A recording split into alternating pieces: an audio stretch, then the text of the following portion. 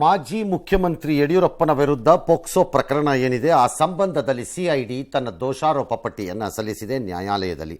ಜೊತೆಗೆ ರುದ್ರೇಶ್ ಅರುಣ್ ಮರಿಸ್ವಾಮಿ ಎಂಬುವರ ವಿರುದ್ಧ ಕೂಡ ಈ ದೋಷಾರೋಪ ಪಟ್ಟಿನಲ್ಲಿ ಅಂದರೆ ಚಾರ್ಜ್ ಶೀಟಲ್ಲಿ ಎಲ್ಲ ಪ್ರಸ್ತಾಪ ಇದೆ.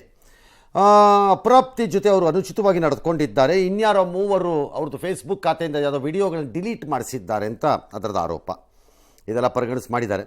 ಗೊತ್ತಿಲ್ಲ ಮುಂದಕ್ಕೇನು ಅಂತ. ಮುಂದಕ್ಕೇನೂ ಇಲ್ಲ. ಚಾರ್ಜ್ ಶೀಟ್ ಆಗಿದ್ದರಿಂದ ಯಡಿಯೂರಪ್ಪನವರಿಗೆ ತಾತ್ಕಾಲಿಕವಾಗಿ ಏನು ರಿಲೀಫ್ ಇತ್ತು ಬಂಧನದಲ್ಲಿ, ಆ ಬಂಧನದ ಭೀತಿ ಹೆಚ್ಚು ಕಡಿಮೆ ಮಾಯವಾಗತ್ತೀಗ. ಯಾಕಂದರೆ ಚಾರ್ಜ್ ಶೀಟ್ ಆದಮೇಲೆ ಅವರ ಬಂಧನದ ಅವಶ್ಯಕತೆ ಏನಿಲ್ಲ ಅಂತ. ಆದರೆ ನೆಕ್ಸ್ಟ್ ಪ್ರಾಬ್ಲಮ್ ಎಲ್ಲಿ ಬರ್ಬೋದು ಅಂದರೆ ಆ ಚಾರ್ಜ್ ಶೀಟನ್ನೇ ಅವ್ರು ಈಗಾಗಲೇ ಆ FIR ಸರಿ ಇಲ್ಲ, ಅದನ್ನು ರದ್ದು ಮಾಡಿ ಅಂತ ನ್ಯಾಯಾಲಯಕ್ಕೆ ಹೋಗಿದ್ದಾರೆ.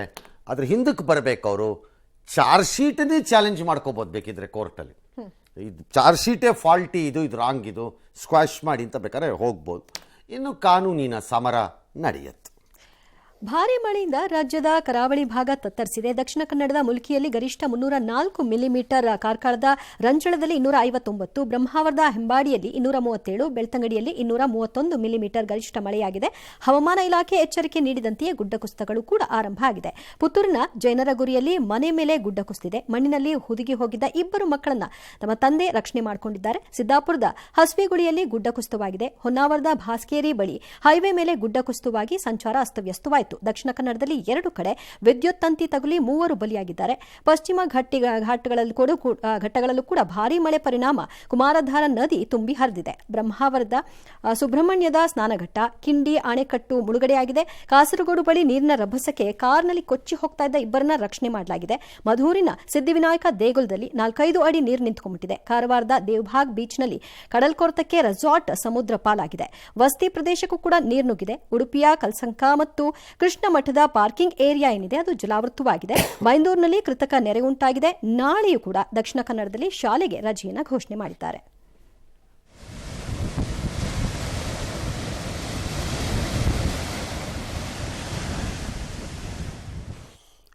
ಕಡಲಕೊಳತಕ್ಕೆ ದೇವಬಾಗ್ ಬೀಚ್ ಅಂದರೆ ಅದು ಮೋಸ್ಟ್ಲಿ ಅದು ಜಂಗಲ್ ರಿಸಾರ್ಟ್ಸ್ ಇರಬೇಕಲ್ಲ, ಮಧ್ಯದಲ್ಲಿ ಒಂದಿರೋದು ಜಂಗಲ್ ರಿಸಾರ್ಟ್ಸ್. ಅದು ಗೌರ್ಮೆಂಟ್ದು ಅದು ಆ್ಯಕ್ಚುಲಿ.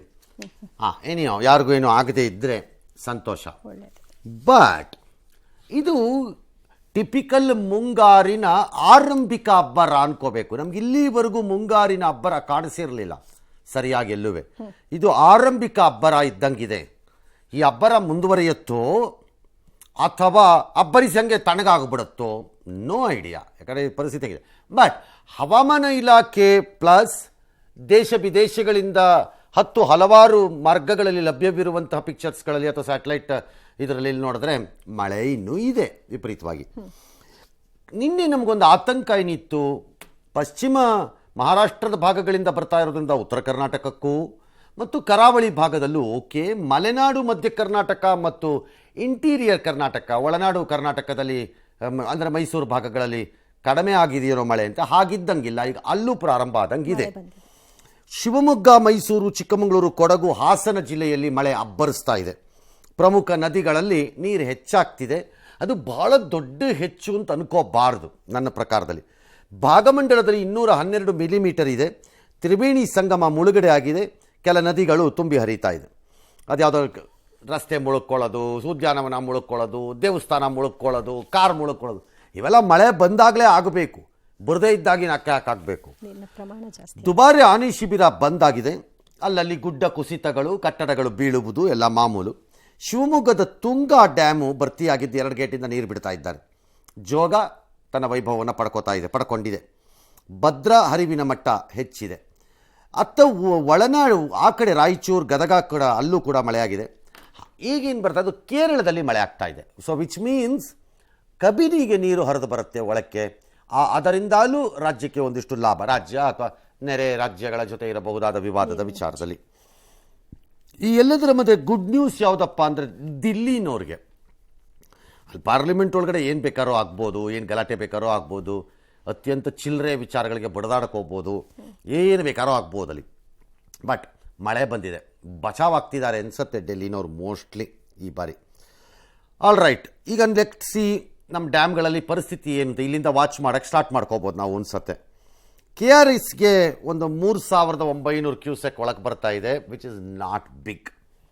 KRS ಡ್ಯಾಮ್ ಇವತ್ತಿರೋ ಪರಿಸ್ಥಿತಿನಲ್ಲಿ ತುಂಬುವ ಹಂತವನ್ನು ತಲುಪಬೇಕು ಅಂದರೆ ಅಟ್ಲೀಸ್ಟ್ 10 ರಿಂದ 12 ದಿನ, 14, 15 ದಿನದವರೆಗೆ ಆದ್ರೂ ಒಂದು 60,000, 70,000, 80,000, 1 ಲಕ್ಷ ಕ್ಯೂಸೆಕ್ ಒಳಗೆ ಬರಬೇಕು ನೀರು. ಅದು ಅಲ್ಲಿವರೆಗೂ ಅದು ಏನೂ ಆಗಲ್ಲ. ಏನೋ ಈಗ ಸಮಾಧಾನಕರವಾಗಿದೆ. ಈಗ ಅಲ್ಲೆಲ್ಲ ಮಳೆ ಹಚ್ಚಿದ್ರಿಂದ ಇದು ಡ್ರಮ್ಯಾಟಿಕ್ ಆಗಿ ಚೇಂಜ್ ಆಗುತ್ತೆ. ಇನ್ನು ನಾಳಿದ್ದಲ್ಲಿ 3,000 ಇರೋದು 10,000, 15,000, 20,000 ಎಲ್ಲ ಚೇಂಜ್ ಆಗುತ್ತೆ. ಕಬಿನಿ ಒಂದು 17,000 ಇದೆ ಒಳಹರಿವು. ಅದಕ್ಕೆ ನ್ಯಾಚುರಲಿ ಕೇರಳದಲ್ಲಿ ಮಳೆ ಇರೋದ್ರಿಂದ ಅದು ವಿಪರೀತವಾಗಿದೆ ಮತ್ತು ಚಿಕ್ಕ ಡ್ಯಾಮ್ ಆಗಿರೋದ್ರಿಂದ ಬೇಗ ತುಂಬಿಕೊಳ್ಳಬಹುದು. 19.5 ಅಡಿ ಅದು TMC. ಅದು ಅಲ್ಲಿ ಈಗಾಗಲೇ ಒಂದು 11.5 TMC ಹೆಚ್ಚು ಕಡಿಮೆ ಇದ್ದಂಗಿದೆ. ಅದು ತುಂಬೋದೇನು ಕಷ್ಟ ಅಲ್ಲ, ಅದು ಬೇಗ.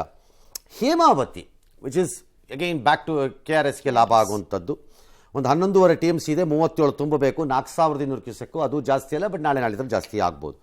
ಅದೇ ರೀತಿಯ ಸಣ್ಣ ಮಟ್ಟದ ಒಳಹರಿವುಗಳು ಆ ಡ್ಯಾಮ್ಗಳಿಗೆ ಹೋಲಿಸಿದರೆ ನಾ ಹೇಳ್ತಿರೋದು, ನಿನ್ನೆ ಮೊನ್ನೆ ಹೋಲಿಸಿದ್ರೆ ಇದೇ ಚೆನ್ನಾಗಿದೆ ಅನ್ಕೋಬೇಕು ನೀವು.